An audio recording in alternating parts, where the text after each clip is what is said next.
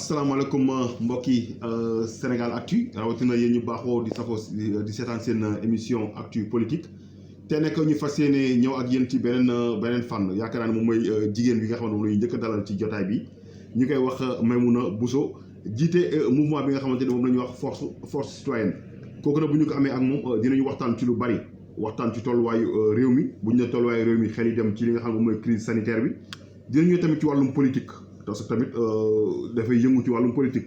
ñëw tamit ci yeneen yi point yoo xamante ne moom dama bëgg mu nekk ay surprise ci moom parce que su ma ko waxee léegi da koy préparé soxna si ñu ngi lay nuyu dina dala jàpp fii Sénégalactu.com. Seydina maa ngi lay fay di nuyu sa auditeurs yëpp di ci profito itam di nuyu askanu Sénégal bi yëpp. voilà ñu ngi di lay am kontaan te itam toog ak yow parce que comme tu dis honneur bu mag la ci man. jërëjëf ñun ñi aussi ñi ngi rafetlu disponibilité bi tey soxna si dañoo bëggoon a waxtaan ak yow léegi maa ngi koy présenté man yow yaay présidente mouvement force citoyenne mën nga ñëw tënkal force citoyenne lan moo ko tax a jóg ak xeexam lan la.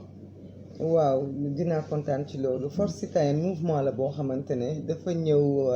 après sunu engagement depuis 4 ans dañoo nekkoon ci benn mouvement bu tuddoon mouvement Xalaas doon xeex au sein de l'opposition ci FPDR bi ñu jógee ci élection législative yi mu am ñeneen ñoo xamante ne dañoo dooleeku su ñun te suñu gis-gis bokk ñu xam ne nag au-delà de injustice bi ñu doon xeex ci Xalaas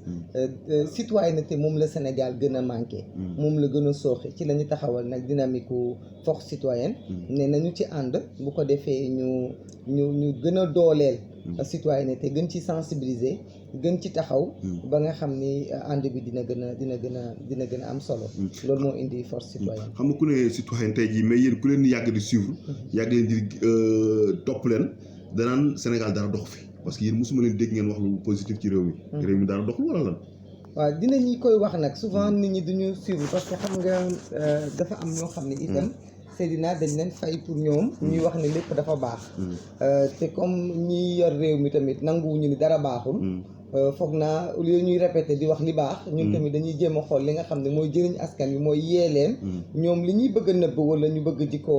di jaar ci kawam ñu leen ñuy di wax loolu te ñun suñu critique yi ñuy def defuñu ko rek pour indi contradiction dañu ko def pour ne lii baaxul am na lu ko gën yoon wi du yoon bu jëmale Sénégal kanam nañu jël beneen yoon donc c'est une façon aussi de contribuer pour que ñi nga xam ne ñoo jiite réew mi ñoo xam ni ñun ñi àndut ak ñoom tamit ci réew mi lañ bokk te suñu xalaat ak suñu gis-gis dañu war di ko bàyyi xel pour di jooyanti un peu seen doxalin ñu gis ñi nga xamante ni moom mooy feebar bi nga xam moom mooy xew ci àdduna bi yëpp muy Covid bi naka nga gisee d'abord gestion bi nga xam moom la ko état bi di gérer ba toll fii. waaw barki démb wax naa ci yàggul dama ni Covid bi man li ma ci njëkk a gis lu positif mooy déjà di rafetlu suñu professionnalisme corps médical bi parce que nag dañu nekk ñoo xam ni dañoo jàng yor ay diplôme jàng ci àdduna bi yëpp parce que ku xam sénégalais xam ni day am bourse dem di jàng partout ñu yàgg ne ok dañu am problème plateau médical mais amuñu problème mu personnel médical wone nañ ko parce que bi feebar bi ñëwee ba mu jaaxalee adduna bi yëpp ñoom ñi nga xam ni ñoo amoon ay jafe-jafe ba ñuy nekk université pour ñu fay leen seeni bourse amoon ay jafe-jafe pour paas dem jàngi amoon ay jafe-jafe pour leneen ak leneen ñooñu ñoo taxawu askan wi ba faj fi ay kàngam faj fi sénégalais yëpp ba mbir mi débordé wul maintenant am na gestion de crise bi nga xam ne loolu état bi moom moo ko yor muy les moyens logistiques parce que état bi moo war a def xaalis moo war a teg ay mesures moom moo war a accompagner médecins yi ak ñoomin seen pour que ñu mën a liggéey bu jaar yoon gis nañu quand même wax nañ ko itam ni état bi def na ci jéego yu am solo parce que fi ñu nit ñi tiitee woon mooy suñu manque de plateau médical fi ñu tiitee woon mooy suñu ay lal matul woon ba professeur Seydi wax ko suñu ay appareil respiratoire matul woon loolu yëpp gis nañ ni def nañ ci avancement mais fi ñu wax ne état bi dafa doxinam dafa échec mooy ci gestion politique crise bi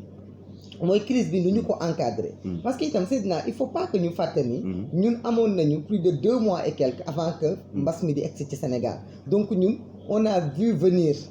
amoon nañu benn temps boo xam ne dañu waroon préparer wu parce que xam suñu ay góom. xam ni mbir mi su ñëwee attanuñ ko mieux vaut prévenir que guérir. ñu waroon préparer. waroon tëj suñu ay frontières. ñu bàyyi ko ba feebar bi dugg si. bi feebar bi dugg see gis nga bañ tëjee suñuy frontières itam. dañoo bàyyi du lépp la ñu mënoon a quadriller. feebar bi di dugg ba mu dugg see itam gis nga mesure tâtonnement yi fi amoon. jékki-jékki ne dañuy def état d'urgence tere nit ñi dem ak ñëw jékki-jékki ne dañuy def couvre-feu jékki-jékki tëj école yi jékki-jékki tëj école yi jékki-jékki tëj marché yi loolu nag ay décision la yoo xamante ne bu amee lu baax état bi sañ koo bàkkoo sañ koo tiitaroo war nañu mën a nangu nag bu amee lu bon itam ñu sas leen ko ne leen yéen la seen doxalin jaarul yoon parce que ñëpp xam nañu nag ni état peuple sénégalais ma daaneel foofu peuple sénégalais dañu nekk peuple boo xam ne dañoo insouciant dañu nekk ñoo xamante ne gëmuñu sax feebar bi parce que ku ci feebar da nga naan damay xóoyal samay mbir naan mais li ñu war a nangu itam mooy peuple bi saay bu état bi tegee ay directives yoo xam ni amul ci pexe daf koy respecté kon nag état bi moom moo waroon na teg les bonnes directives au bon moment mais tey pourtant yow li nga wax nii muy ay jafe-jafe yi nga wax loolu la waa OMS xool ba ni Sénégal kat bokk na si ñaar wala ñetti réew yi nga xam ne ñoo gën a mën a gérer feebar bi foofu nag lañu daanoo ah oui waaw parce que état d'urgence démb bi wane na ko parce que Seydina barki démb le 31 décembre ci le président Macky Sall def discours à la nation Sénégalais yi amul kenn ku dégg ci ton président Macky Sall jaaxle wala tiit xam nga c'est normal nag capitaine de bateau boo wanee tiit ñeneen ñi fu ñu jëm ma ni bu fekkente ne dangaa jëm ci le 31 démb la woon le 5 diggante le 31 ak le 5 juróomi fan ñoo fi jàll bu fekkente ne dangaa def un discours à la nation ci discours bi nga tagg ci sa bopp tagg ci sa équipe tagg ci sa gouvernement wax sa taxawaay wax li nga yokk ci ay lal wax li nga yokk ci ay centre yi ngay inauguré wax ci ay pont wax ci ay tali wax ci lépp yaa ngi dégg juróomi fan après nga ne sénégalais yi il faut que ma xañ leen seen dem ak seen dikk y a un problème de management il faut ñu nangu loolu parce que itam munoo OMS bu fekkente ne nee na Sénégal dañoo am jéego yu baax est-ce que loolu war na mën a tax sunu gouvernement yi di relâché wu est-ce que loolu war na mën a tax Diouf Sarr taxaw fii barki démb fëgg dënnam ne gis xalaatul ñu dugg ci deuxième vague dafa am loo xam ni foofu tamit dafa am problème de communication parce que Marie Khemesse moom dafa ne deuxième vague bi géré nañ ko normal na professeur Bousso ne ñu waxul sax troisième wala quatrième vague sax dañ mën nañ ko am loolu mooy liñ lay wax ne la seen gestion moo baaxul ñoom dañoo war a déglu spécialistes yi jiital leen te bañ leen a faqatal ndax gis nga spécialistes yi bañ leen wax ba ñu waxee ne ñoom dañuy déconfiné ñu Sénégal yëpp ñuy déglu spécialistes yi d'accorduñ ci woon bi ñu ne dañuy bàyyiwaat rassemblement yi spécialistes yi d'accorduñ ci woon fii la ñoom docteur Bousso toog ne lii ak lii mais ñoom dañuy xool li leen arrangé. mais est-ce que aussi du benn faiblesse entre état bi ak kilifa diine yi parce que am na benn kilifa diine bu fi taxawoon ne moom kenn mënu kaa tere julli ji juma. waa état nag da ngay nekk état wala nga doon leneen xam nga mënoo nekk ci réew moo xam ni. nit ñi dañoo ndóol. amuñu salaire ay chômeurs lañu ñu nangu ko. amuñu avenir amuñu sécurité sociale amuñu benn perspective lu waaye am moo ko liggéeyal boppam lu waaye denc moom moo ko dencal boppam nga am benn lu ñuy woowe état boo xam ne ñooñu dañuy fayee ko ay salaires yu duun yore ay avantages ñu leen di jox ay carburant sax dañ leen koy jox pour ñu nekk di liggéeyal askan wi loolu dafa am ay contraintes yu mu àndal su fekkee dañ laa dénk gafaxa dénk la ay responsabilités jox la pouvoir c'est pour que nga mën a teg yoon wi ci réew mi ci yoon boo tegee yoon wi ci yoon parce que Sénégal c'est un état kilifa diine yooyu ngay wax am na jamono ñëpp danoo nanguli état bi teg ba ñu ne lii moo ci génnee Sénégalais yi ñëpp danoo teg ci suuf ñëpp dañoo teg ci suuf mais nag ay la yëwén boo nekkee ci réew moo xam ne yow mi jiite yow yaay def ay relâchement yow yaay bàyyi ay rassemblement ñu gis la sa ay ñoñ ñi nga àndal di def ay rassemblement ñu koy dugal ci internet bi ñu gis teg seen bët c'est tout à fait normal ki nga xam ne pas-pasam mooy diineem mu ne gannaaw nit ñi ay po la ñu mën a di ubbi kon man it sama diine dama koy topp waxuma ni loolu dina ko excuser mais dama ni en tout cas ñi nga xam ne ñoom ñoo ne jox leen ñu réew mi jox leen ñu ay salaire yu baax jox leen ñu ay avantages bu ngeen di amee seeni soxla sax ñun bu ñuy dox da ngeen ñuy xàllal yoon wi taxaw bàyyi ñu jàll parce que ñun ñoo leen war a jiite ñoo leen war a yoon ñooñu c'est tout à fait normal ñu rendre ñu ay compte gestion bi bu ñu bëggee sénégalais yi nangu ne mbir mi dafa toll foofu ñoom ci seen jëmm bopp ñoom ñoo war a déjà am comportement bu wane dañoo juum parce que xam nga nit ñi duñu ay xar nit ñi soo bëggee ñu topp la bu ñu la toppee ca yoon nga juum da ngay nangu ne leen damaa juum yoon wi mañ toppoon du yoon bu baax nañ dëpp jël beneen yoon bu ko defee askan bi mën a nangu dëpp ànd ak yow mais su fekkente ne yow da ngay dem naan non man juumuma li ma def noonu la fi ma jaar foofoo baax ba pare nga bëgg a ëlbatiku ne non nañ jël beneen yoon mais am na ñoo xam dañ naa la jëluñu beneen yoon wii nga ñu jaar la woon ci la ñuy des parce que yow yaa ñu waxoon il faut apprendre à vivre avec le virus yow yaa ñu waxoon nañu il faut du relâchement yow yaa ñu waxoon ne suñu économie dafa nërmeelu ba 1% mënatuñoo tëj yow yaa ñu waxoon leneen ak leneen kon tey boo bëggee wëlbatiku du jour au lendemain nga jël yenn décision yi manque de transparence daf ci am parce que nag Seydina d'accord nañu ni feebar bi réalité la kenn ci ñun mënul bañ loolu mais xam nga lan lañ mënta nangu muy OMS muy France muy keneen ñun fi ñu feebar bi tollu fa àdduna bi wala fi àdduna bi toll boog ñun tolluñu fa kenn mënul mettre naqar kontaan ci nga am 20 000 cas mais quand tu parles de 20 000 cas dëkk yooyu ay 1 700 000 cas ngay wax quand on parle de 300 et quelques morts dëkk yooyu ay centaines de milliers de morts la ñuy wax kon nag bokkuñu situation donc di dégg président muy jël discours war a wax ci suñu économie parce que ñun dañu am yeneen feebar yoo xam ne moo gën a metti corona ci ñun muy feebaru xiif muy feebaru ñàkk muy feebaru sutura nga bàyyi feebar yooyu nga di ñu wax ay waxu 300 nangam cas ñun sénégalais dañoo miis dee parce que sénégalais mooy ki nga xamante ne boo faatee mbaqanam sax waaw sénégalais boo rayee doomam sax danaan ndogalu yàlla la il faut que peuple boobu nga xam nan nga koy approcher pour nga mën ko accepter loo yenn yi parce que sénégalais ragalul dee sénégalais torox ak gàcce la gën a ragal ka dee sénégalais yenn situation yi moom la gën a ragal ka bakkan bii mu dem parce que moom ay la yowoon gëm na ni bakkanam bi moomu ko te suñu borom da koy jël à tout moment kon kooku bu fekkee da ngaa bëgg mu ànd ak yow sauver sa pays sauver sa économie sauver suñu mag ñu baax ñi nga xam ne chaque jour ñu tàgge ñu ñoo xam ni mënatuñ leen la remplacer dafa am noo war a communiquer ak ñoom ak comportement yow en tant que njiit boo xam ni moom nga war a am pour que ñu mën laa gunge ci loolu mais yow si sa wax léegi gëm nga ni feebar bi am na mais pourquoi yéen parce que ku la gis xam ni da nga active ci réseaux sociaux yi pourquoi seen puissance boobu nga am ci réseaux sociaux pourquoi duñ ko mën a exploiter pour mën a sensibiliser nit ñi parce que dañuy dégg naan vaccin bi nga si ñuy ŋàññi vaccin bi ci nga bokk donc pourquoi gëmoo vaccin bi te nga gëm ni feebar bi am na te gëm ni vaccin bi du solution bi Seydina man Sénégalais yëpp ñu ngi may seetaan man jooy sax def naa ko ci sensibilisation jooy parce que li tax ma jooy mooy bi ñu nee feebar bi dafa dugg ci réew mi ma xalaat ñun ni ñu mel ak suñu ay néew ku gaañule da nga koy bëgg a sang dëjal ko saraxal ko loolu yëpp mënul nekk parce que bu rassemblement amee loolu du am nga yor sa waajur mu génn àdduna nga war koo raxas mënoo koo sang wala mënoo koo raxas ndax dafa am feebar bi wala boo ko amee noo ko sangee mën naa indi yeneen problème sama xol bi tooy ndax dama xalaat suma ay waajur ndax man mii sumay waajur ay mag lañu man mii di wax xaw ma ndax dinaa mucc ci feebar bi te bëgg naa itam bu ma génnoon àdduna nit ñi dëjal ma saraxal ma ñaanal ma donc feebar bi ñun ci suñu culture fi mu ñu fekk ñun ñoo war a gën a ragal feebar bi sensibiliser nañu defar nañu masque defar nañu lu nekk defar nañ ko nekk dañu demoon ba nga xam ne nit ñi dañ doon wax sax delloo si leen seen xel lii nattu yàlla la du sax feebar boo duggee ci internet bi dugg ci suma page di nga gis foo xam ne sax wax naa fa ak kilifa diine yi xamal leen ni yàlla am na lu mu wax tamit ci diine ndax nga daw feebar dafa bokk ci jaamu yàlla yaa ngi dégg lu nekk wax nañ ko lu nekk def nañ ko mais tey mesure yi président Macky Sall jël duñ ko ci jàppale pourquoi duñ ko ci jàppale xam nga lu tax duñ ko ci jàppale parce que mesure yi ñu jël couvre-feu bi ñu jël du mesure boo xamante ne à elle seule mën naa delloo feebar bi ginnaaw ndax gis nga couvre-feu suñ ko jëlee góorgóorlu yeeg ñi ñàkk dong ñoo ciy sonn ñi nga xam ne dañuy jaay reer guddi ñi nga xamante ne dañuy transporter guddi ñi nga xamante ne amuñu lu dul guddi googu ñuy xëy di liggéey te amuñu leneen lu dul loolu ndax ñoom ñii jiite ñu danoo yor seen i laissez-passer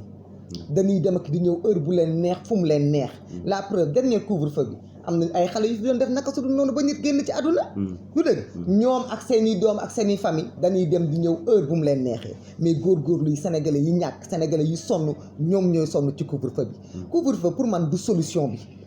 solution bi mooy ay mesures yoo xam dafa fort parce que tey gis nañu transport mesure fort lan bu gën a grave lan moo gën a fort couvre-feu déjà rassemblement yi déjà mais c'est pas interdit demal ci arrêt bus yi. demal ci marché yi demal ci école yi.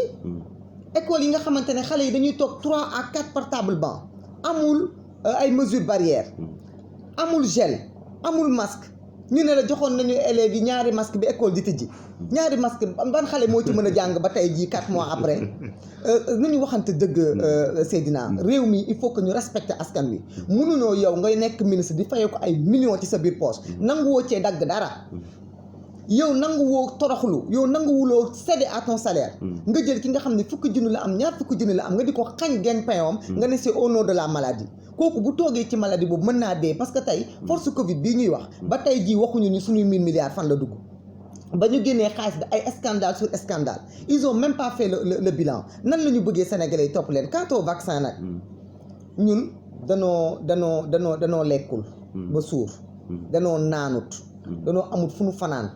danoo mënta sax jël un soin multivitaminé pour dooleel suñu yaram ba ñuy dugal benn vaccin boo xam ni ñun xamuñu vaccin boobu lan mooy effet secondaire am ndax gis nga réewu tubaab bi ñoom ku ci feebar dañ lay faj am nañ sécurité sociale am nañ ay plateau médical ba tey ku jëloon vaccin boobu amoon ay problème di nga dem ñu faj la kon nag dama yaakaar ni ñun fi Sénégal toll nii wane nañu quand même benn résilience parce que loolu moo tax nga ne sànq AMS daf ñu féliciter parce que itam on peut pas dire une chose et son contraire parce que réew mi mag ñaa ngi dem nañu fexee ba aar mag ñi am na xale yu génn àdduna bi jeunesse bi wone nañu ni ay la yëwén ne feebar bi na mu doon def européen defuñu ko parce que nag ñun gis nañ ni Sénégal ni kenn takku fi masque gis nañu Sénégalais yi ni kenn defu ci attention te def nañ ci suñu wareef yedd nañu nit ñi wax nañ leen moytu leen ndax feebar bi bu leen rayul physiquement mën nañoo rey économiquement kon ce n'est pas une raison nit ñi bañ takk masque mais quand même gis nañ ni Sénégalais yi seen comportement vis-à-vis de la maladie bu feebar bi amoon dangerosité boobu mu am en Europe kon ba tey jeex nañu kon nag bu fekkente ne am na lu ñu yàlla wërsëgalee moo xam xëy na li may wax ba tey étudier guñ ko xamaguñ ko moo xam peut-être suñu proximité ak maladie yi moo xam suñu yàgg feebar moo xam leneen ak leneen loo xam ne ba tey suñu scientifique yi waxaguñu lan moo tax ñu am résilience boobu dama ni bu ñu amee xaalis bu ñuy def ci ay vaccin nañu ko def ci vacciner nit ñi ñu jóge ci xiif nañu ko def ci dimbali sénégalais yi di wasin seen i doom bañati dee nañu ko def ci insuffisance rénale bi nga xam ne nit ñaa ngi amee problème mu dialyse nañu ko def ci problème mu cancer yi am na yeneen corona yoo xamante ne mu ngi fi ci réew mi yu gën a urgent ñu ñuy vacciner ci maladie boo xamante ne tëralagul suñu genn wàllu askan loolu moo tax d'accord uñu ci vaccin bi maintenant bu ñu demoon ba toll ci yenn situation yi peut-être que dinañ ci d'accord mais dañu ne on va trop tôt en besogne te président dañu koy wax ne ko na arrêté copier coller bi parce que ñun ak France bokkuñu Seydina barki démb la France wax ne mais France bañ couvre-feu yàgg na waaw mais France état bi France nekkee ak nombre de cas yi France nekk mais amuñu ko nag mais amuñu ko fagaru ko faj yaa fi wax au début de il faut que ñu mieux vaut prévenir que guérir mais nañu ko prévenir mais lu ci suñu yoon ci vaccin lan moo ci suñu yoon ci vaccin boo xamante ne ñun comme ñun amoon nañ déjà 2 mois en retard wala ba 3 mois en retard mais nañu bàyyi nit ñi ñu vacciné wu 2 mois à 3 mois à l'avance ñu nit ñu gis lan mooy effet ba la ñu ciy dugg parce que vaccin yi ñaari dose la te am na yeneen suusu corona yoo xamante ne mu ngi jóg kon ñun xamaguñu fu ñu jëm lan la ñuy jël suñuy koppar ak suñu alal joo xam ne war nañ ko mën a def feneen pour gën a urgent di ko de waaw nañu fagaru nañu wàññi salaire yi yaa ngi dégg nañu tëj yenn institution yi nga xam ne amul njëriñ conseil économique et social HTC assemblée sax bu ko jaree nag président jël na décision modifier la loi 69-29 donc soxlaatul assemblée na dissoudre assemblée su ko jaree na jël alal jooju yëpp def ko ci askan wi def ko ci réew mi nit ñi mën a toog seen i kër bu jaree bu kenn xëy bu kenn gont nañu confiné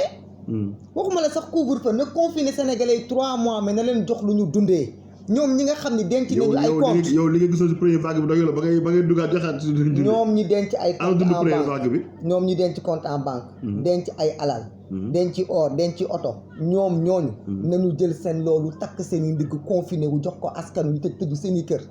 ñu jëlee fi feebar bi feebar bi tey bu ñu ni tëjoon nit ñi 1 mois feebar bi dellu ginnaaw mais mënoo tëj nit te joxoo ko lu mu lekk dëgg la mais fàttali nit ñi que ni feebar bi jamono ji ñu ngi ci 20 156 cas positif yi nga xamante ne boobu mbas bu duggee Sénégal ba tey moom la ñu am ak du toll ci 433 décès loolu moo ñu permettre ñu tëj page te ñëw ci wàllu politique parce que bu ñu nee force politique aussi force citoyenne ñu ne wàllu xel yi dem ci wàllu politique. waaw dañuy ñëw ci loolu mais 433 décès de Covid xam nga itam dafa am loo xam ni nit ki mënoo ko jox information incomplète docteur Thior dafa ni Sénégal chaque jour dinañu ñàkk 300 personnes yu génn àdduna chaque jour ci dans toutes les zones est-ce que mën nañ ñu wax ñoom ci bi mbas mi ñëwee ba léegi ñaata nit ñooy dee ci Sénégal en dehors de mbas mi parce que chiffres yi ñuy joxe mais loolu musuñu kaa wax xam nga waa léegi xam nga chiffres yi ñuy joxe naan 5 personnes ñoo dee loolu tiitalul sénégalais yi ndax nee naa la sénégalais yi bis bu yàlla sàkk dañuy dem ci sëg yi bis bu yàlla sàkk dañuy denc ay nit bu ñu bëggee sénégalais yi tiit dëgg nañu def le cumul de tous les décès boo bëggul comme ñoom dañ ne mesures yi ñu jël nii c'est pour que sénégalais yi xam ne l'heure est grave parce que président nee na en guerre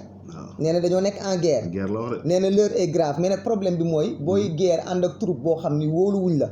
gëmuñu la doyluwuñ sa kàddu guerre boobu doo ko réussir parce que itam lii ñuy dund nii c'est le résultat de dévalorisation des paroles politiques ndax dara gënul métti nga nekk kilifa nga taxaw wax ne on est en guerre c'est grave ay xale yu toll ni ñun ak ñeneen ne la li nga wax d'accorduñu ci parce que du càgginu dañoo gëmut feebar bi c'est parce que kaddu ki ko wax moom lañ gëmul kon xëy na nañu bàyyi spécialiste yi ñu wax joxe toutes les chiffres lan mooy problème wax ma sax problème force citoyenne problème Maïmouna Bousso ak Macky Sall waaw loolu la nit ñi di wax nag gis nga Maïmouna Bousso mu ngi engagé wu en 2012 mënumaa am problème ak Macky Sall man maa ko fal Seydina 2012 bi ñu ne troisième mandat Macky président Abdoulaye Wade man ci laa door a engagé wu citoyenneté man musuma politique su may liggéey bopp laa nekkoon ci laay dem obélisque di naan ci lacrymogène yi di xeex yaa ngi dégg Mamadou Diop bis bu muy gaañ mu ngi ma fekk obélisque ñoom Mamadou Diop bu Pikine ñoom Ndiaga ñoom Thié yu Pikine demal nga laaj leen ay jeunes u Macky Sall lañu man maa doon taal sumay oto di ànd ak ñoom di fal Macky Sall awma problème ak Macky Sall ni Macky Sall di gouverner réew mi lañu am problème dañu xeex pour que Macky jot ci réew mi pour ñu am rupture bi mu jotee ci réew mi muy def naka suñu noonu ñu continuer du xeex logique ak suñu bopp Sénégal nag boo waxee rek ñu ne nit ki dafa am problème ak nit ak diw am na ñoo xam sax dañuy dem ba def ay parallélisme ak li Maïmouna Bousso dund mais Maïmouna Bousso ba muy xeex dund loolu 2014 bi Macky Sall yëkkatee CREI yi indi injustice di arbitraire di xeex benn nit sur un régime de 100 personnes ci la ñu njëkk a taxaw jàkkaarloo ak moom ne ko yoon bi nga jël du yoon boobu la gisoon nga jege woon Karim Wade voilà boobu la ñu jóg ne ko lu tax nga bëgg ci cibler Karim mii di ko jàpp te ñun ñu xam ci 100 dignitaires yoo xam ni seeni alal la ngi nii diggante 2000 ak 2012 la ñu ko am te nga boole woo leen ci liste bi jàppoo leen duñu cautionné loolu dinañu commencé di xeex engagé wu créer xalaas nekk SPDR kon ñun amuñu un problème personnel avec le président Macky Sall mënuñu ko am mais lan la ñu mënul comprendre mooy que nga nekk un homme juddu après les indépendances Sénégal jox la lépp nit ñi yéene la nga nekk un excellent président dugg dans l'histoire parce que yow fi ñu jaar fa nga jaar ci xiif ak mar ak sonn fa nga jaar tu nous ressembles yaag ñun benn lañu ci sa ndey ci sa baay ci sa ay jaar-jaar kon yow da nga war a jël réew mi boole ko ak yërmande yor ko ak patriotisme nga bëgg a jël réew mi def ko ci clip bu paccoo ci clip bu seddoo ci clip bu jël sa ay xarit ak say ñooñ ña nga waroon jàpp ci 100 dignitaires yooyu nga jël leen ñëpp féetale leen sa boor toppoo ci kenn nga bëgg a def arbitraire bu tayee nga ne Karim bu subaa nga ne Khalifa bu gannaaw subaa nga ne Sonko bëggoo adversité politique te yow c'est le peuple nous autres ñun ñoo la xeex pour nga falu ba ngay jot réew mi président Abdoulaye Wade lu mu amutoon ci doole doomu aadama du ko amati mais ñun Sénégalais yi le peuple sénégalais ñoo la porté maintenant tu méprises ce peuple là nga bëgg a jël li sa peuple bi am nga di ko séddale di ko jox ay nit ñoo xamante ne dañ lay wax li la neex pour être cohérent avec nous-mêmes nous devons de nous battre. non mais au moins loolu moo waral suñu diggante ak moom ngeen saluer sax bu defee au moins lu baax tey jii gis nañ fi terre door nañ ko fii BRT baa ngi fii autopont yi. mais dañoo war a jooy VDN bi yooyu yëpp mais dañoo war a jooy ay réalisation yoo xam ne dañ ko war a saluer mais Seydina nan la ñuy saluer terre 1200 milliards nit ñi amuñu ay hôpitaux amuñu école yu ñuy jàngee. ñun on est un pays du tiers monde dañu bëgg a wax lu ñu mën a parce que ñun mënoo nekk ci réew moo xam ne amoo dara. ngay defar ay bus yoo xamante ne depuis 3 ans terre boobu ngay wax noonu. mënul décoller bu décoller fu muy jaar ñaata sénégalais la ñu jëlee ci seen ay kër. jëlee leen ci seen sutura pour jàllale terre boobu. xam nga lan lañ mënta nangu. réew moo xamante ne ñun dañ ne woon du question baadoolo du question saaga mais dañ ne woon président Macky Sall. situation bu mu jógee. bu yoree réew mi dina am yërmande. dina delloo baadoola yi seen sañ-sañ. mais président Macky Sall moo gën a mépriser baadoola yi. président Macky Sall moo gën a mépriser baadoola yi parce que bañ na ko ba lenn dong la leen di jox. moo lu muy bàkkoo moom falaa jëm. wàññi location bi non mais attends. lenn dong lay bàkkoo mooy li mu defal li mu jàppee dañoo ñàkk ba bugg leen. créer industrie. bugg leen créer ay mutuelles yoo xamante ne day am perpétuité chaque mois mu jox leen bourse sociale. nee na ay la yëwan loolu mooy ndimbalu askan wi jënd leen ceeb jënd leen suukar continuer leen ci seen ñàkk googu pendant ce temps là Seydina yaa ngi ci dëkk bi maa ngi ci dëkk bi. on voit des gens yoo xam ne baykat yi waxuñu loolu baykat yi ñoom ñu ngi sant. ñenn ñoo sant mais baykat yi. mais xanaa ñun bokkuñu ay nopp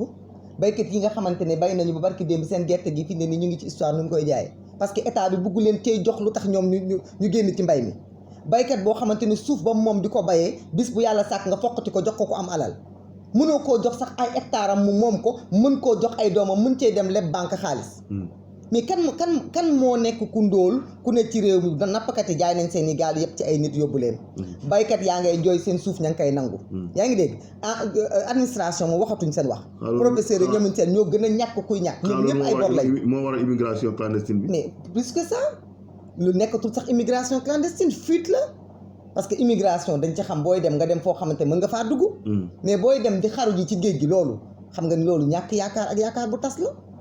loolu moo tax ñun mënuñu seetaan président Macky Sall ñu nekk ci réew mi ñun ñuy noppi. mais loolu yëpp xanaa amuloon avant 2019 pourquoi Sénégalais yi nekk kii moo ñu doy parce que dañoo gis lu leen doy ci moom moo tax ñu falaa ko 2019. waaw xam nga mais mu ne Moussa amoon nga candidat sa candidat fu mu dem. xam nga ni loolu nag. xam nga ni loolu mooy li nga xam ni. mooy li ñoom luñ mënul layal. parce que coow lu nekk ci réew mi yëpp nee naa la première opposition président Macky Sall mooy les problèmes des Sénégalais te lijjantiwu ci dara. kon xam nga ni logiquement président Macky Sall mënta gagner les élections mais élections yoo xamante ne da nga ko truqué. fichier boo xam ne yow kese yaa ko yor. ñëpp wax nañ ko fi ñun ñaata livre blanc lañ fi bind. ngeen nangu ko te lu taw ngeen sëgg bëri. mais kan mooy bëri yow gis nga li xew on va pas y revenir. am na ku ñu jàppoon ne ko yow kaa ñu jiital la fal la. kooku gis ngeen ba élection yi jeexee dafa dugg ci néegam noppi. ba mu génnee wax na li tax mu noppi. Sénégalais yëpp xam nañ ko kon li tax xeex amul Sénégalais xam nañ ko. est-ce que loolu day tax ñu ne kañu jiitaloon war nañu rek dañuy dem toog fekk Sénégal mu ngi am Sénégal. même benn peuple benn sénégalais bu continuer di vivre dina am ñoo xamante ne dañuy continuer di bañ bañuñu ngir bañeel bañuñu ngir bëgg ku leen woo loolu itam il faut ñu arrêter ko parce que ñëpp mënuñoo nekk d'un côté yàlla sax amul unanimité président Macky Sall dafa war a bëgg opposition mooy tax sa gouvernance mën a dox da ngay gouverner ñii di opposé wu bu ñu opposé la ñu wax nga xool la ca baax ak la ca bon nga def mais on peut pas être dans un pays ku wax ñu saxal la ab dara nga dem toog. mais yow xam nga ni xel Macky Sall ko du ragal. déedéet. mais du ragal parce que tey jii Khalifa Sall Karim Wade gis ngeen fi nga xamante ni fa la ñu mujj tey jii seen avenir politique mi ngi si loxo Macky Sall. Ousmane Sonko bëgg na wut fond pour préparer waajal élection 2024 yi ñu ministre bi génnee communiqué ne ko yii mel ni dem ba dissoudre sa parti sax mën na cee sañ-sañ boobu yoon may na leen ko. donc tey yow. nga yaakaar ni tey jii loolu yëpp président de la république tegu ko ci yoon. loolu gàcceem la. gis nga mais loi la ministre bi teg de. gis nga lii di am nii ñu ngi fi lim nii yëpp lii am nii yëpp gàcce président Macky Sall parce que xam nga lu mu nekkee gàcceem. démocratie bi tax moom mu falu. moom la nekk dina saxal. lii muy def ñii mu koy def. muy Khalifa muy Karim muy Sonko bu ñu ko defoon moom du falu. gis nga nit booy nekkee ci réew. ñun de loolu kese lañ bëgg. ñun bëgguñu ay poste bëgguñu alal xam nga lu ñu bëgg. njëriñ suñu réew. njëriñ bi nag ci fànn bépp la moo xam ñu reconnaître ñu pour ay jàmbaar ci réew mi. moo xam comme ñenn ñi nga xam ne ñu ngi xeex di jël seen alal di ko def ci réew mi ak di jël seen xam-xam di ko def ci réew mi. gis nga président Macky Sall tey dafa waroon nekk ci xolu askan bi yépp parce que nee naa la plus de 60% la am bañ koy fal parce que askan wi moo jógoon fal ko. mais bu fekkente ne yow tey def nga micro trottoir. gis nga ni ña ko faloon presque boo jëloon fukki nit yu ne 8 personnes yi génn nañ ci moom. te pourtant mu ngi utiliser élection suba mu dóoraat leen. waaw mais des élections truquées élections yoo xamante ne ba tey ji may wax ak yow ñu ngi ci affaire audit du fichier. fichier électoral boo xam ni yow moom moo la fal en 2012. nga téye ko rënk ko. def ci naka sudul noonu bañ koo jox sa ay adversaire ba tey ji nga créé dialogue mais rënk la mais c'est honteux. mais Seydina Macky Sall na delloo si xelam. ñi ànd ak moom nañ delloo si seen xel. Macky Sall ce n'est pas trop tard pour mu am woy bu rafet. ce n'est pas trop tard pour mu rectifier wu ñun c'est tout ce qu'on lui souhaite. mooy que mu jël le bon cap.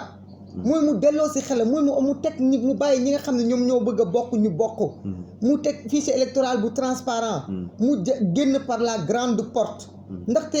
li nga xam ne moom lañ koy géntal pour moom mu nekk monarque pour moom mu nekk buur loolu mënul nekk ci réew mi ñu tuddee Sénégal réew mi ñu tuddee Sénégal àdduna du gudd tànk président Macky Sall doon buuram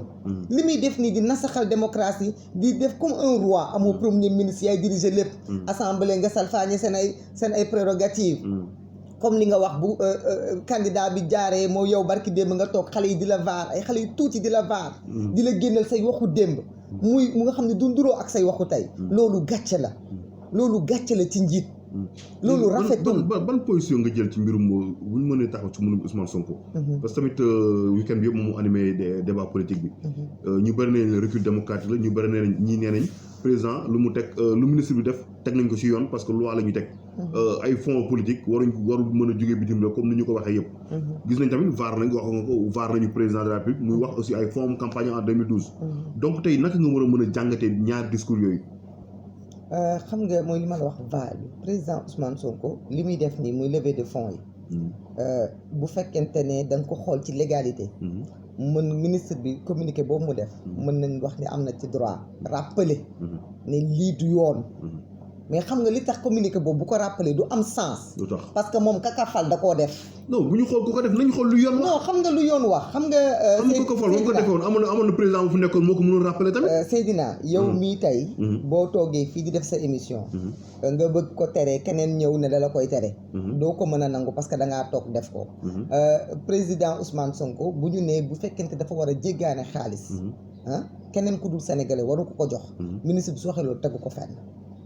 parce que sénégalais moo xam France la nekk moo xam États-Unis fu mu nekk am na droit jël xaalisam def ci lu ko neex bu fekkente ni dañu ne nag ay fonds warul jóge bitim réew ci ay étranger loolu d'accord nañ ci mais foog naa ni waa Pastef seen xaalis ay sénégalais ñoom ñoo ko joxe waa Pastef déggoo fi ba léegi man en 8 heures de temps ma dégg ñu ne ñu ngi si 125 millions xaw ma mais parce que su sénégalais yooyu ànd ak moom la déggoo fi ba léegi Ali Bongo mi joxoon Macky Sall jox leen déggoo fi ba léegi Russie nga xam joxe woon nañ xaalis ci 2012 bi jox leen déggoo fi ba léegi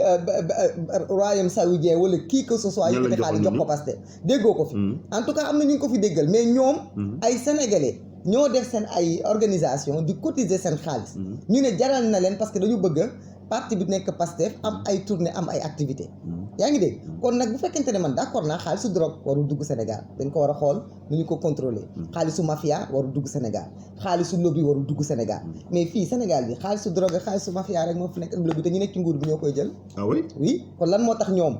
ñu bëgg a jël seen bët yi pattal benn bu leen neexee ubbi beneen bi loolu moom moo kumba am ndey kumba amul ndey boobu moo mënul continuer loolu moo tax en fait le combat avec Pastef c'est mal parti c'est mal parti parce que tout simplement cadre juridique bi ñu teg ministre bi mënul jël xam nga dañuy wax une loi ne peut pas être personnelle mënoo jël loi nga teg ko benn nit loi soo koy teg soo bëggee mu applicable da nga koy teg ñëpp ndax loi portée générale la am mais boo xasee ba ciblé benn nit rek loolu du mën a tijjaal fan la may mën a bu sa jëm ci wàllum politique gis nañ la yaa ngi neexoo nga ak Sonko neexoo nga ak Khalifa Sall moom mais dafa am lu ngeen ni rumonage suuf man neexoo naqarewuma kenn neexuma kenn Macky de bokk ci ñi nga neexawu Macky bokk ci même Macky Sall naqarewuma ak moom gis nañ sa rencontre yàq Khalifa Sall bu yàggul dara yàq Sonko tamit Pastef ñu bëri sax nee na yow daanaka léegi si parti boo ko bokk non Sonko musuma ko gis à part suñu réunion FRN ni ñuy tase musuma ko rencontré Khalifa Sall tant que nemmeeku yi mu def keroog itam dama ko ci jaajëfal parce que homme d'état la bi mu nekkee en prison suñu mouvement xeexal nañ ko ak yeneen jigéen ñi ñu àndoon mu pare ñëw war ñu jaajëfal bëggoon na ko def depuis bu yàgg mais xëy na xat-xat bi moo tax defu ko woon loolu moo nekkoon ay tànkam et puis nekk itam initiative bu bëgg a dajale opposition bi te ñun Seydina ci loolu la ñuy dox parce que nag opposition bi ñun depuis des années ñun ci ay front opposition rek dañu nekk loolu moo tax voilà nit ñi dañuy jaawale tey ñu ne ñu karimiste ngeen suba ñu ne ñu xalifiste ngeen parce que ñun dañoo jàpp ni waroo xeexal sa bopp du affaire individualisme ñun bu ñu neexoon ñu créer parti politique ni ko ñëpp defee ne dañu bëgg ñu jox ñu réew mi mais ñun ñoo natt ne waaw am na ñu ko fi def ñoo xam ne amuñu ñetti nit ñu leen topp mais ñun dañu ne ñun ay citoyen lañu dañuy xeex dans la citoyenneté engagement citoyen saraxe suñu bopp jël suñu bopp dugal ko ci réew mi xeex bu am ñu porté ko pour dooleel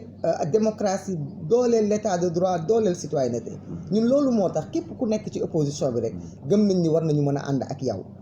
li ñu xam ba xam nag mooy li ñu daloon ci suñu passé politique du ñu dalati comme kan mooy xam nga yéen journalistes yi da ngeen di wër c'est-à-dire que bala ñuy newati yow diw mi yow la ñuy jël suñu kàddu ak suñu ay xalaat ak suñu yéene ak suñuy carte ak yëpp ak suñuy carte mbokk ne voté leen diw dinañu leer ni doonu mbas boo paree dooñu bokk la jikko ko am de waaw bu paree dooñu wor doo tas suñu yaakaar doo jël suñu yalwaan yëpp dajale ko këpp ko fenn loolu dinañ ci moytu bu baax dañ ci bàyyi xel mais sinon à part loolu moom gëm nañu ni ci opposition bi la ñu nekk ci opposition bi la ñu nam ma des ba am une autre alternance comme ni ñu ko amee woon 2012 parce que alternance moo yokk Sénégal tey dañoo amagul la vraie alternance donc il faut que ñu xeex pour que bii juumoon nañu mais ñu am une autre alternance boo xam ne alternance forte lay doon avec les vrais hommes et les vraies femmes. xam nga ku ne politique ne ambition. lan mooy say ambition ci politique. sama ambition premier. mooy déjà citoyenneté sénégalais yokku. ndax gis nga sénégalais bu ñu gëmoon seen citoyenneté kon dootuñu am problème politique ndax gis nga les hommes politiques ce sont des citoyens mais les citoyens ne savent pas leur force les citoyens ne savent pas fan lañu war a féete citoyen bi xamul ni moom mooy le début et la fin moom mooy dogal moom moo war a conscient Seydina moom moo war a bañaan ni ñu ne ko fekk yoroo ndombal tànk ancien ministre bokkoo moom moo war a bañ ñu ne ko yow simple citoyen nga moom moo war a bañ ñu xeeb ko ak ñu tuutil ko moo war a nit ci lépp ci gox-goxaan yi bu ñu tànn seen mairie ñoom ñoo war a taxaw xool ki ñuy tànn parce que ñoom ñoo koy subir bu ñuy tànn seen i député noonu bu ñuy tànn seen ay président noonu lépp lu dox ci cité bi ay citoyens yu dëgër ñoom ñoo ko def ñun suñu ambition c'est déjà nous battre pour avoir de vrais citoyens des citoyens yoo xamante ne nag amuñu bord politique autre que le Sénégal des citoyens yoo xam ne ils seront capables un jour ou l'autre de redresser n'importe quelle barre mais boo xasee ba dugg ci benn schéma politique rek tu es emprisonné parce que tu risques bañ lu naqari ñi nga àndal ba tax doo xool l'intérêt général du peuple sénégalais donc ñun suñu ambition c'est de servir notre pays je pense que ñu ngi ciy jéem lu ñu mën da nga si jéem li nga mën émission tire à sa fin du ñu am aussi ba bàyyi la te du ñu la laaj ñetti at ci ginnaaw amoon na tiis boo xamante ni daanaka Sénégal yëpp naqarlu woon nañu ko ñu bari aussi ñëwoon moo walla aussi seen solidarité si yow muy sa kër gi nga xamante ni tojoon nañu ko mu nekkoon lu métti woon tamit ci yow ginnaaw aussi lu ci xewoon yëpp aussi bari na tey 3 ans après naka ngay dundaatee nooy dundee événement boobu ba tey Seydina yow dinaa nangu wax loolu ak yow parce que da nga sonnoon ci problème boobu dama demoon ba Seydina Seck sax dama mel ni ku ko xam ndaxte ni nga doon def ci réseaux sociaux yi wax nga ci xeex nga ci jooy nga ci yow ak yeneen nit ñoo xam ne ci loolu laa leen xamee donc voilà ak ñoom Jigo vraiment loolu ñu ngi koy nuyu bu baax a baax voilà donc loolu soo ma ci posé question parce que dama ne woon dossier boobu yàgg na du ma ci waxati mais yow dinaa la ci tontu ndax ma jaajëfal la ndax ma remercier la parce que xamoo woon ni bis dina mës a ñëw comme tey jii ñu toog da nga ko def rek parce que da nga gëmoon ni injustice baaxul li tax nag su ma paree ci loolu pour man dugg ci détail yu dossier boobu du am solo xam nga lu tax parce que man dama engagé wu avant loolu di ma dal am na ñu doon wax sax li c'est le prix du militantisme loolu dal ma bi ma dalee ma jàpp ne métti na kenn du wax ni méttiwul mais li am solo ba am solo mooy man maa ngi dund te jamono jii nii ñii dee ñoom la ñuy compter maa ngi wér kon maa ngi war a sant yàlla am na ñu gën a métitle am na ñu gën a sonn loolu man maa ko utoon maa ko amoon maa ko liggéeyoon dama yaakaar ni situation bi warul tax mu hypothéquer suma engagement parce que day mel ni comme loolu dafa am incident ci suma engagement parce que am na Sénégalais yu bëri yoo xam dañoo jàpp ni parce que ndeysaan bis boobu lañ ma xàmmee donc dañoo jàpp ni Maimouna Bousso bis boobu la commencé xeex wala sax dafay xeex parce que loolu daf ko dal te 2016 ba ma taxawee buntu Walfadjri pare woon jaay sama bakkan parce que dañoo bëggoon tëj rajo bi avec le référendum boobu loolu daluma 2014 itam bi ñuy taxaw di xeex comme li nga wax ci dossier Karim Wade bi créé loolu daluma woon ak yeneen combat yu ñu fi mené c'est tout simplement se dire que dans la vie tout ce qui te tue pas te renforce lépp loo xam ne daf la dal nga mën nga taxaw nettali ko da ngay sant yàlla. Soutien yi ma ci am nag maa ngi sant yàlla yëpp c'est du soutien moral. Donc loolu dama koy delloowaat suñu borom parce que amul benn dërëm bu waaye jël jàppale ma ko. mais man dama sant yàlla dans le sens où comme yàlla may na ma ba tey may taxaw di góorgóorlu di continuer di liggéey. di continuer di gëm sama bopp. parce que nag Seydina nit du kër. kër àllaaxira la. tamit loo xam ne bu la dalee pour jugaat day dafay métti trop. waaw j'ai eu des moments un peu durs peut-être le premier mois deuxième mois avant may nelaw parce que xam nga injustice bu la dalee. da nga naan lu tax man. da ngay wax lan laa deful. su ma nekkoon ci parti. voilà da ngay dina ma dal ak. waaw non loolu moom waxuma ko parce que dans le sens où comme li ma la wax man dama bokk ci ñi indi woon parti boobu au pouvoir. mais ñoom bu ñu séddalee yàlla rek xam nañ ni man musuma militer ci benn parti. dama nekkoon rek ci vague bi xeex parce que il fallait que à un moment donné on avait besoin de rupture. on avait besoin de yoonu yokkute. on avait besoin de bonne gouvernance on avait besoin de que mbir mi ñuy séddoo. ñëpp jot ci seen wàll. loolu lañ ñu digoon. te loolu moo nekkoon yoon. loolu moo tax ñu xeex pour porter loolu au pouvoir kon boo dundee xëy na bis dina mës a ñëw ma nettali Sénégalais yi par un film jaar-jaaru Maymuna xam naa ni nit ñi doo leen jooyloo parce que loolu moo gën a tuuti ci li ma dund. waaw am na yeneen jaar-jaar yoo xam ni am naa ko ci suma passé peut-être su ma koy wax dinaa am les larmes aux yeux parce que damay sant yàlla waxuma ko du ma am tristesse damay sant yàlla parce que je me dis que benn nit nan la mën a dundee yenn expérience mais loolu je me dis que c'est peut-être pour mieux servir suma peuple xëy na parce que man bu ma amoon choix Sénégalais yi dañ ma ràññee neneen nu dul ci épisode yooyu parce que yàgg naa xeex yeneen xeex yoo xam ne moo gënoon dangereux gënoon amay risque te ràññee wuñ ma woon mais da ngaa tën nañ de du loolu c'est juste que deret du fen soo juddoo am ay waajur yoo xam ni dañu am nu ñu mel musuñu wor musuñu am dignité nga judd ci réew moo xam ni man def naa lu ne ba mu des politique man Seydina tukki naa liggéeyi ñëw di jëriñ sumay waajur di jëriñ sumay mbokk nekk suma ruq comme sénégalais yëpp xalaatuma woon ni engagement citoyen wala politique war na mën a bokk ci lu may mbir parce que pour man am na ñu koy def mais su fekkente ne da ngay am ay jaar-jaar état di la dab injustice di la dab yenn yi di la dab da ngay xam ni kon yow yoon boobu nga jël lii di la dab da nga war a bokk ci yoon woowu xeex pour que yow mën na la dab nga taxaw mais am na ñoo xam ne ils ont été anéantis am na Sénégal yoo xam ne ñemeetuñu teg seen tànk Sénégal ñu ngi ci diaspora bi am na Sénégal yoo xam ne ñu ngi fii ci réew mi amatuñu sax confiance ci seen bopp parce que ils ont subi de l'injustice am na Sénégalais yoo xamante ne amuñu sax envie fonder une famille parce que pour ñoom dara jaru ko ci àdduna bi donc il faut se battre pour tous ces gens là parce que su la yàlla may yow nga am xolu maîtriser wu da ngay xam ne du ci yow ci sunu borom la ak ci ñaanu waajur yi man nag gëm naa ni bëgg naa bokk ci ñi nga xam ni bis bu leen fi yàlla jëlee kenn xamul kañ la mais Sénégalais dañu am ci suma parcours benn fierté parce que ay rip ak yàlla na ko yàlla xare aljana kese doyul dafa doy itam nit ñi nga nekk alalu nit ñi wut sa alal doon alalu doomu aadama yi moo ko gën te doon alalu doomu aadama yi mooy bokk ak ñoom seen ay jafe-jafe bokk ak ñoom seen ay soxla xeexal leen ñun loolu dong moo tax ñuy xeex bépp dommage nag bu ñu def ci xeex bi moo xam ci wax la moo xam ci jëf la il faut que ñu nangul ñu rek ni suñu patriotisme moo tolloo noonu parce que yàlla may nañu ñu dem ci réew yu bare am këyit yu bare am possibilité nekk dund yeneen dund mais Sénégal moo ñu gënal parce que fii la ñu am sunay waajur te fii itam la ñu jënd suñu pàkk boo xamante ne bu ëllëgee fii la ñuy denc waaw kon loolu dong moo tax ñuy xeex pour ñu mériter suuf soosu en tout cas rafetlu nañ trop jotaay bi boo amee ay kàddu yoo xam moom ngay jeexale loo xam ne bëggoon nga si wax wala message booy lancé au Sénégalais waaw Seydina merci beaucoup di rafetlu waxtaan bi di ñaan Sénégalais yi ñu bañ a déglu ñi nga xam ne ñoom ñooy yore sensibilisation bi bu ñu xool ne président Macky Sall dafa dédire sa parole bu ñu xool ne yàgg na waxeet bu ñu xool ne dafay def ay calcul politicien nañu xool ne la survie du peuple sénégalais dépend de chacun de nous nañu taxaw ñu dimbalante suñu bopp parce que ñii ñuy tàggee ñuy dem xejoon nañu fii te comme li may wax génération bu baax bi di dem bàyyi fi une génération TikTok xale yooyu nañ delloo si seen xel parce que ñoom feebar bi defu leen dara mais apparemment feebar bi ñoom ñu ngi koy wàlle te yëguñu ko kon li ma doon wax rek ci début bi moom lay waxaat nañu gën a def les gestes barrières sénégalais itam wax naa ko fi ci rangooñ wax naa ko fi ci mer askan buñ ci nekkee nit ñi dañuy tanante il faut que nit ñi nangoo bàyyi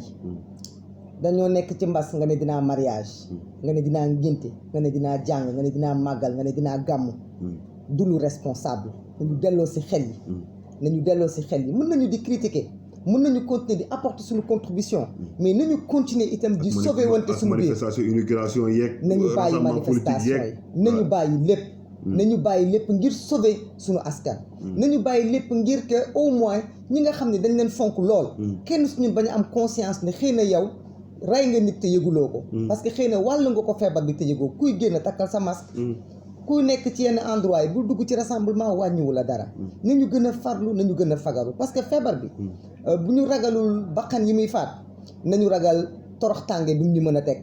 parce que gis nañu li fi jàll coono yi askan wi sonno kon askan woowu maa ngi koy woo mu jóg taxaw tey ba mënta bàyyi ay soxlaam na ko def mais na ko def ci ay gestes barrières na def gel na def masque na set na xam ni ñi nga xam ne ñoo ñu gouverner du ñoom ñooy fanaanoo ak biir yu amul dara